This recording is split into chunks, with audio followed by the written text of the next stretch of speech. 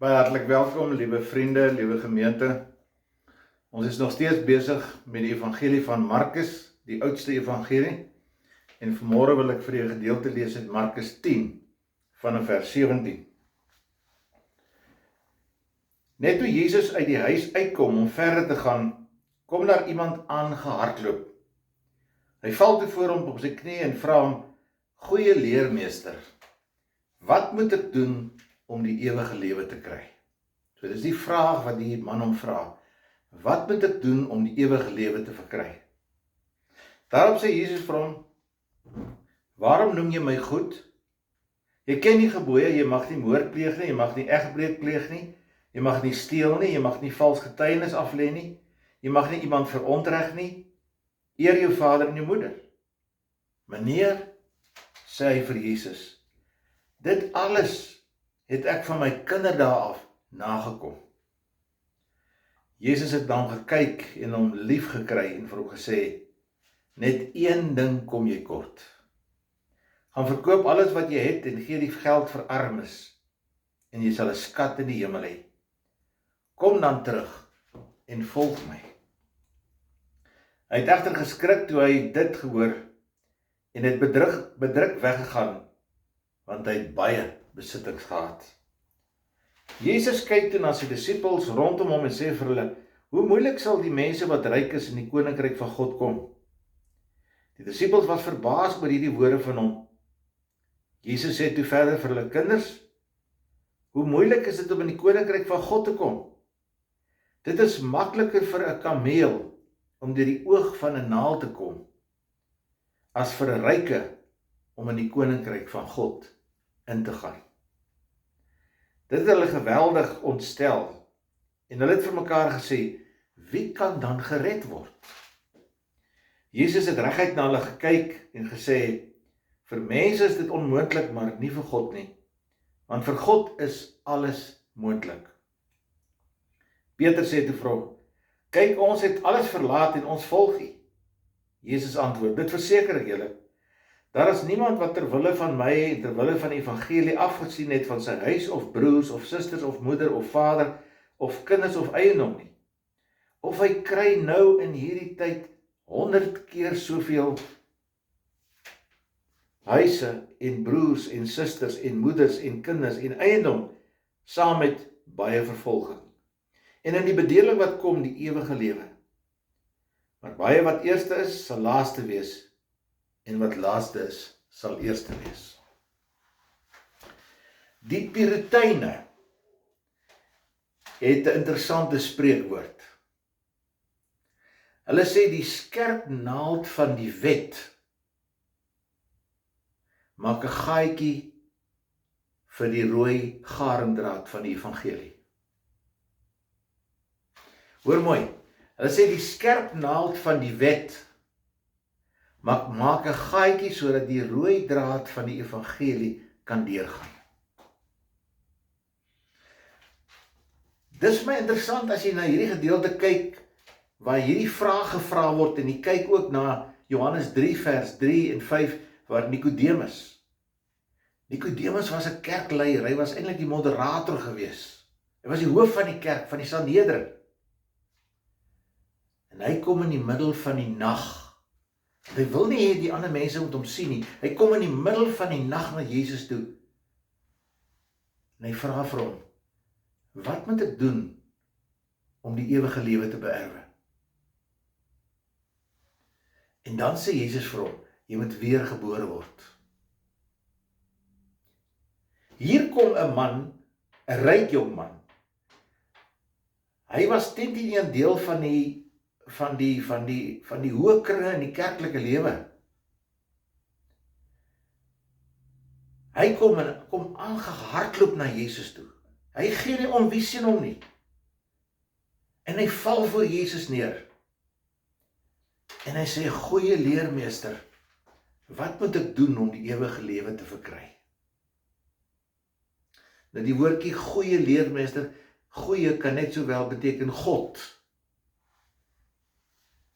En dan moet jy verstaan wat beteken die ewige lewe. En Johannes is die evangelie wat werk met baie mooi metafore of beelde. En Johannes is lief om die beeld te gebruik van die familie. Met ander woorde, as jy vra, hoe word ek weergebore, dan moet jy eintlik sê, maar hoe word ek deel van God se familie? Hoe word jy deel van my familie? Daar vind 'n geboorte plaas. 'n weergeboorte. En dan sê Jesus vir hom, jy moet die volgende dinge doen. En hy begin met die gebooie, die 6de gebod. Jy mag nie doodslaan nie. 7de, jy mag nie egbreek pleeg nie. Die 8ste, jy mag nie steel nie. Die 9de, jy mag nie begeer nie. Die 10de, jy mag nie valse berigte oor ander mense versprei nie. En dan voeg Jesus interessant die 5de by, eer jou vader en jou moeder. En dan sê die ryk jong man, maar ek doen dit van my kinderdae af. Ek lewe korrek. Ek het nog nooit gesteel nie. Ek het nog nooit egbreek gepleeg nie. Ek beswadder en beskinder nie ander mense nie. So, ek lewe 'n goeie lewe, Here. Waarom noem jy hierdie gebooie vir my op? En dan staan daar wel, Jesus het hierdie man lief gekry. Want hy kon sien dat hierdie man probeer opreg om 'n kind van God te word. Maar die probleem was, die eerste gedeelte van die gebooie, van die 10 gebooie. Ek is die Here jou God. Jy mag geen ander gode voor my hê nie. Jy mag hulle nie voor jou neerbuig en hulle dien nie, want ek is die Here jou God. En daarom sê Jesus vir hom, die eerste deel van die gebooie, wat eintlik beteken, plaas God heel eerst in jou lewe, dit doen jy nie. En daarom kom toets jou. Gaan verkoop alles wat jy het, en gee die geld vir die armes. En daar staan die man het baie bedroef geword, want hy was baie ryk gewees. Vir hierdie laaste vraag en opdrag van Jesus, sien hy nie kans nie. Hy sien nie daarvoor kans nie. En dan gebruik Jesus 'n hiperbool, of 'n stylfiguur. Want dan draai hy na sy disippels toe, en hy praat nou eintlik net met die disippels, en hy sê, hoe moeilik is dit vir 'n ryk man om in die koninkryk van die Here in te gaan? Om in die familie van God in te gaan, want, sê hy, dis makliker vir 'n kameel om deur die oog van 'n naald te gaan, as vir 'n ryk man om in die koninkryk van die Here in te gaan. Nou, die kameel, die oog van die naald, beteken nou nie regtig die naald wat ons met naaldwerk doen nie. Dit beteken eintlik in Jerusalem, die ou stad, is daar 'n paar ingangplekke waar jy deur die mure kan ingaan na binnekant toe. Maar selfs ons volwasse mans buig redelik laag om daar deur te gaan. So vir 'n kameel is dit onmoontlik om daar deur te gaan. En die ouens het hulle kamele sommer dan daar vasgemaak, hulle sal nie daar kan deurgaan nie. Maak hulle daar vas aan die buitekant.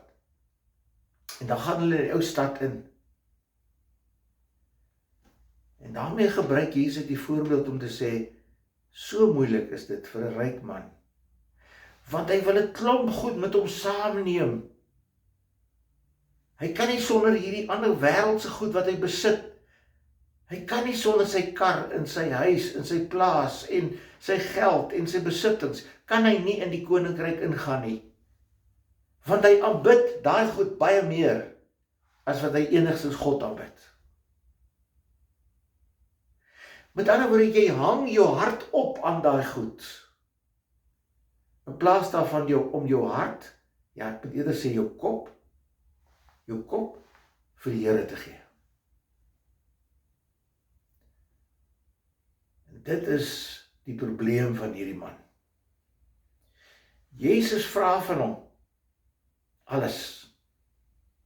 Hy vra van hom sy hart, hy vra sy kop, hy vra sy geld, hy vra sy besittings. En dan word hy in die familie van God ingebore. Natuurlik beteken dit nie dat as jy nou baie besit het, dat jy nou reg uit hel toe gaan nie, dis nie wat die Here sê nie. Jy mag net nie daai goed aanbid, asof dit die hoogste eerste prioriteit in jou lewe verdien nie. Jy moet eerder 'n oop hart en 'n oop hand hê om te kan gee aan ander. En nie net te wil versamel nie, want dan begin jy aanbid. En dan aanbid jy Mammon. En daarom sê Jesus vir die disippels, jy kan nie twee Here aanbid nie. Dit is onmoontlik. Jy gaan of die een lief hê en die ander een verag. En op die ouend gaan jy albei verlaat. Want wat sê Prediker? Hy sê, wat help dit, hoofstuk 4 sê Prediker, wat help dit dat jy klomp goed opgaar in jou lewe? En as jy dood is, dan trek die kinders dit deur. So wat help dit? Wat Jesus eintlik wil sê is, daar kan nie by 'n mens 'n verhouding teenoor die Here bestaan van en nie. Jy kan nie die Here wil lief hê en jou besittings en jou eiendom en jou motors en alles wat jy het net so lief hê. Dis 'n of-of verhouding. Of jy die Here, jou God lief met jou hele hart, met jou hele siel, met jou hele verstand en al jou kragte, of glad nie. Jy kan nie twee Here dien nie. Die Here is eintlik 'n jaloerse God. En hy hou nie van hierdie van hierdie kompetisie nie. Hy veroordeel nie rykdom nie, maar hy veroordeel die feit dat jy jou rykdom as te ware aanbid. Dat jou hande toe is en nooit wil gee nie. En dan moet jy tog hoor wat sê Jesus in Lukas 6 vers 38. Hy wat gee, vir hom sal gegee word. Hy wat gee, vir hom sal gegee word. Die dag as mense gaan ontdek hoe lekker is dit om te gee, dan gaan hulle begin ligvoets lewe.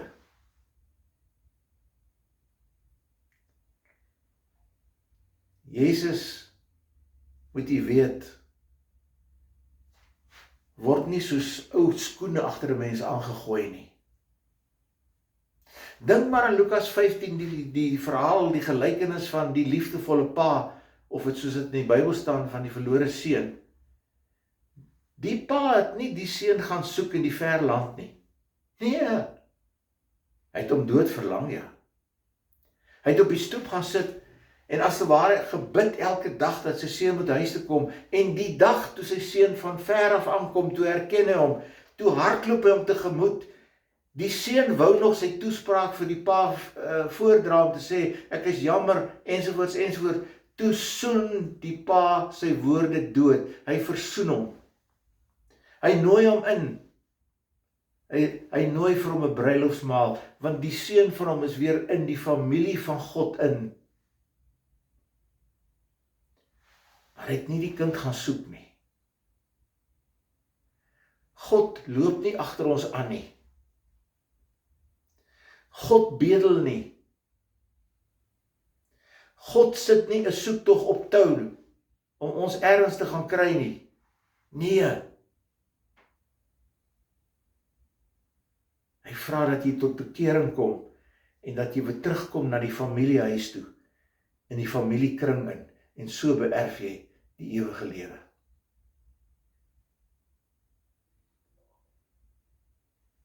Met ander woorde, Jesus wil eintlik vir ons die punt maak, dit gaan oor een boesemsonde by hierdie man.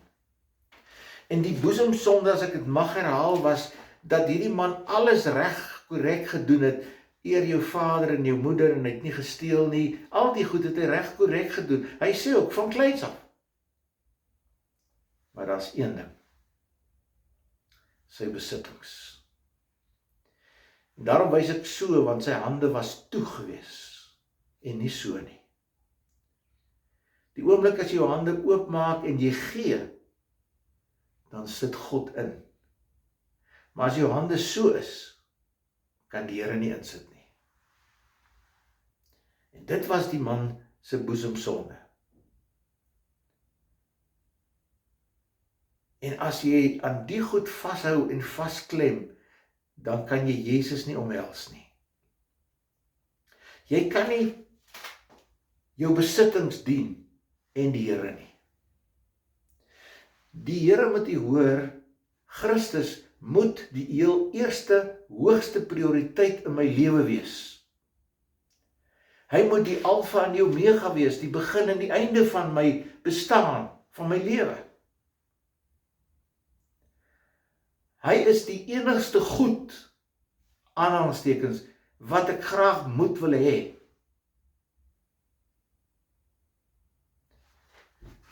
En dis tragies in ons tyd, dat jy mense kry wat net versamel en versamel en versamel.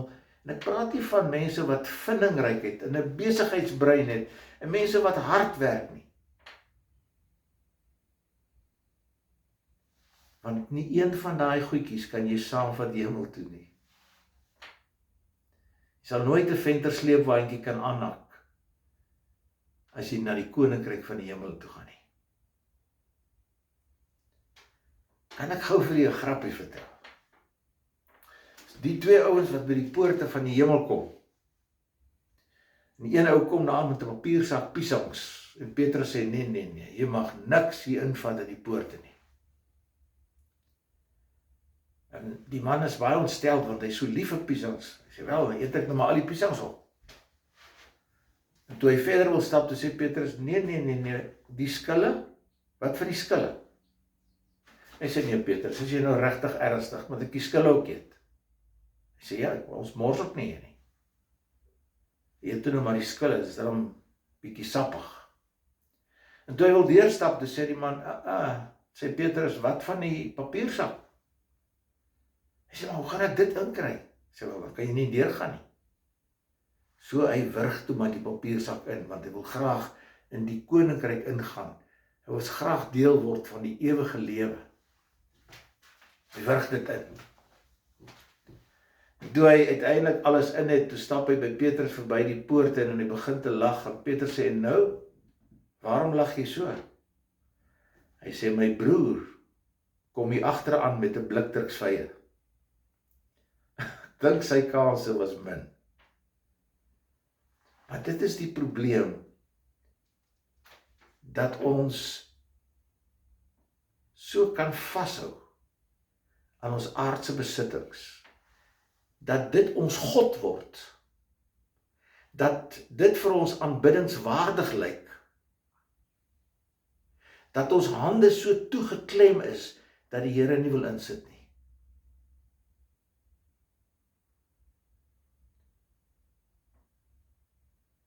En die ryk jong man was op soek na die ewige lewe. En hy het alles korrek gedoen van die 5de tot die 10de gebod, maar daai eerste gebod van ek is die Here jou God, ek duld geen ander afgode vir my, daar het hy geval. Want die Here het nie die prioriteit in sy lewe verdien wat dit behoort te hê nie. En so is dit 'n vraag wat na my en na jou toe kom. Wie of wat is nommer 1 in jou lewe? Is dit Jesus? Is dit die Here? Het jy die begeerte om deel van die familie van God te word? Regtig deel te word? Of wil jy net die familie so op 'n afstand dophou?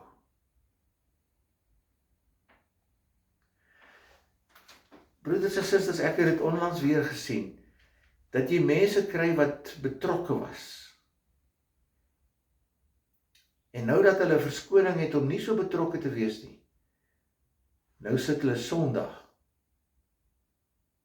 by verkeerde plekke.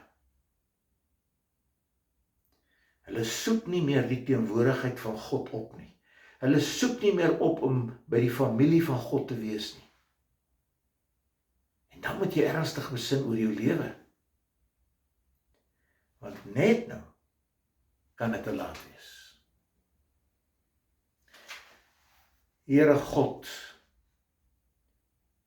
help dat ons almal die begeerte en die behoefte sal hê om die koninkryk van die hemel binne te gaan. Help asseblief dat ons daarna sal smag om deel van die familie van God te wees, om u kind te wees en u te dien met ons hele lewe, en dat u nommer 1 in ons lewe sal wees. Ons vra dit in Jesus naam. Amen. Ontvang met biddende harte die seën van die Here. Mag die genade van ons Here Jesus Christus en die liefde van God die prioriteit sal wees in my en jou lewe. Amen. Mag het 'n mooi dag en 'n mooi week vir elkeen van julle wees. Alles wat mooi is. Totsiens.